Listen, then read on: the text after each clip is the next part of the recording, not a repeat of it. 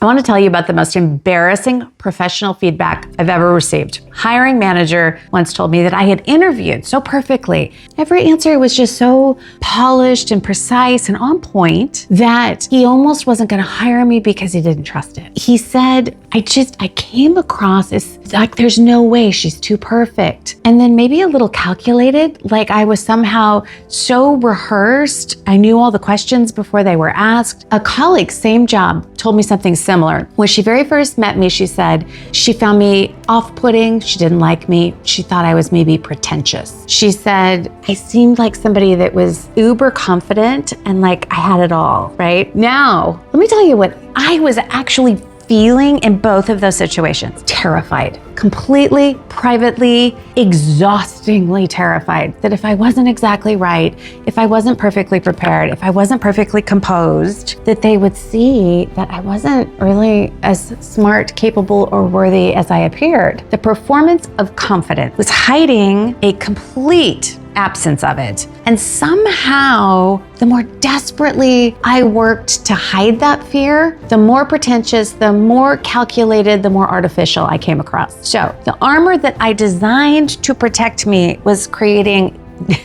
the impression that I was terrified of making. Okay, that's hypervigilance. And if you grew up in a home where being found lacking had consequences, you almost certainly know what I'm talking about. Okay, hypervigilance, it sounds really clinical, right? It's like something that happens to other people in, I don't know, much more dramatic circumstances. But let me just tell you what it feels like on the inside. For me, I walk into a room and I immediately, without deciding to, without even really being aware of what I'm doing, I take a reading of everyone in it. And I kind of try to figure out the power dynamics, what the emotional temperature is, and then create what I think is the safest version of myself in this particular environment that I'm walking into. And because of that, I can't fully relax. And it's like this low hum of alertness that never quite turns off. And then I find it hard to make eye contact when I feel exposed. So I kind of start looking away at other things, scanning the room instead, which then makes me look distant, which I recognize, and then I feel more exposed, which makes the scanning even worse. Then I start talking. Because I feel, for some reason, like I need to feel the silence. The silence feels dangerous. And then I start rambling. And then I become really hyper-conscious with the rambling, which makes me ramble more, which then confirms the original fear that I don't sound very smart right now, which makes everything worse. And then I go home and I replay the entire conversation at length for several days. I spent 3 days mentally relitigating a very casual exchange I had with someone that I will almost certainly never see again. 3 days, okay, on a 5-minute maybe conversation with a complete stranger. The amount of just cognitive real estate that I have dedicated over the course of my life to conversations that the other person forgot before they even probably reached their car. I don't even want to think about what else I could have done with that processing power. Okay, but look, here's what makes this really hard to catch in yourself, because it doesn't necessarily feel like anxiety, and it doesn't always feel like fear. It kind of just, it feels like being switched on, like being really attentive and really caring about how I show up. And well, that kind of feels like a strength, right? Till it doesn't. Look, hypervigilance is the nervous system's way of staying safe.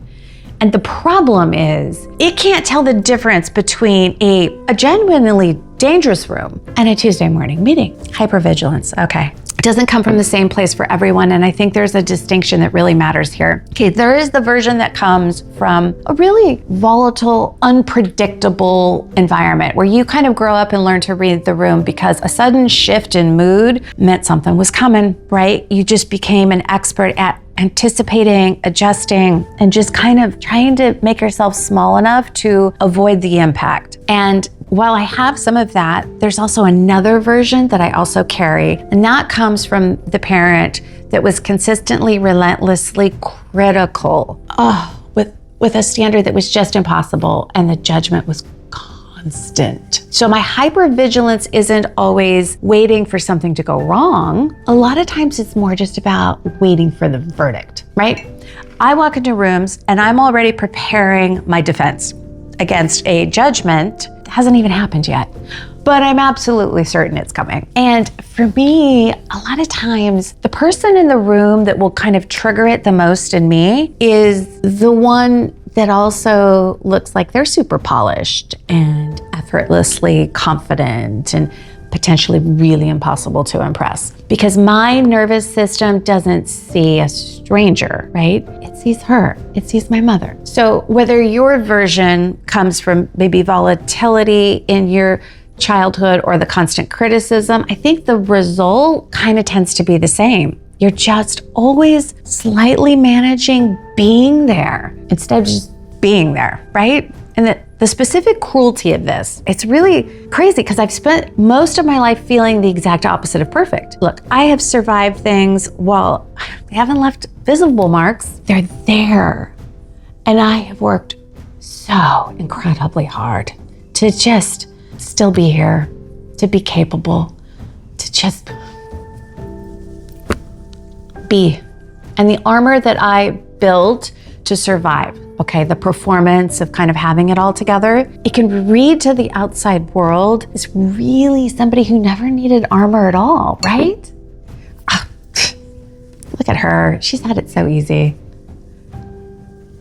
And then pretentious, calculated, artificial, that's what that looks like. You're being judged as the thing you're most afraid of becoming.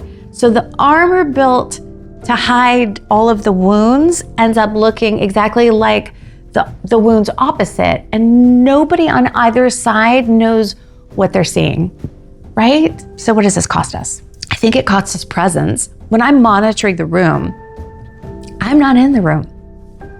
I'm watching myself from the outside, and I'm managing an impression instead of having an experience, and it costs connection, right? The colleague who thought I was pretentious and artificial, she felt that distance for months. And she read it as someone who had it all together, didn't really need anyone. When the truth was, I was desperate for her to like me.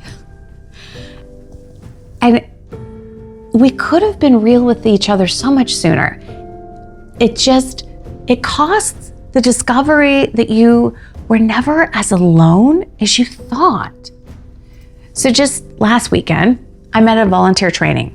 I'm in a room full of people or watching this heartbreaking film about a child in the foster care system, and people are crying, and we're talking about, what brought us there to be volunteers. And we're sharing our histories, some of us, and I shared my own. And as I did it, the woman who was sitting next to me, she looks at me and she goes, and look at you now. She meant it as a compliment, and it was. But what she couldn't see, and what I think most people in that room didn't understand, is that, man, every single person there, they were carrying their own version of childhood traumas and issues and history, and their own carefully constructed version of, look at me, I'm fine now. And we almost never kind of find out the deeper stuff about each other because we're all too busy performing okay to discover that the person next to us is doing exactly the same thing. Look, we live in a world, reality TV and phones, everything's about performing for strangers. So that decision to stop performing, I think it's become even more radical than ever. All right, so after that colleague that told me, gosh, I had you wrong, and she kind of named it directly, and trust me, I understood why she felt that way. Something really small shifted, okay? We moved from colleagues to like the beginning of something, right? That felt a little bit like friendship. And it was an inch, like that's it, an inch. But here's what that little inch felt like. So for me, I relaxed slightly, right? I actually breathed a little easier. And that tight feeling in my chest, it just loosened a little bit. And I didn't have to work quite as hard when I was in a room with her anymore. That's what connection feels like when hypervigilance has been running your whole life. It's not some huge transformation. It's not like, breakthrough moment. Oh, I'm fixed. All it is, honestly, it's just ever so slightly less pressure and just a little bit more room to just breathe.